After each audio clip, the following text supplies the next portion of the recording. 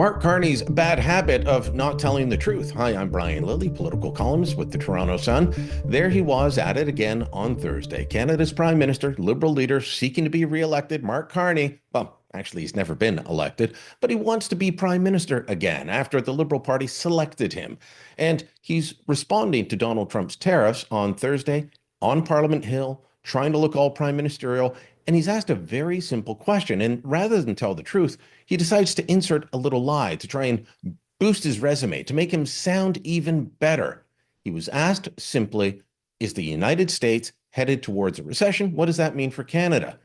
It is usually the case that when the United States has a recession, that it's very difficult for Canada to avoid something similar. There's been exceptions to that. With the financial crisis, 2008-9, when I was governor, we avoided a recession.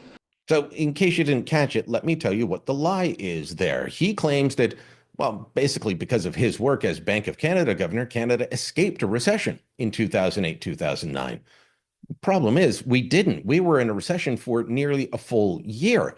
Here's the news release put out by the Bank of Canada while he was governor on December 8th, 2008. And bad news for Mark Carney, there's video evidence of him speaking before the Finance Committee, talking about the very recession he now says didn't happen. The global downturn and the declining demand for our exports will make this a very difficult year for Canada's economy. We're now in recession, with GDP projected to fall by 1.2% this year. Now, this may not seem like a big deal, but this is also the same guy who, during the Liberal leadership debates, claimed that he was proud to have worked with Paul Martin to get rid of Canada's budget deficits, to balance the budget. But he never did. He was out of the country for the most part while Paul Martin was balancing the budget between 1995 and 1998. He was not working at the finance department until 2004, long after the budget had been balanced, 6 years later, and while Martin was prime minister, and he was only there for a bit while Martin was prime minister.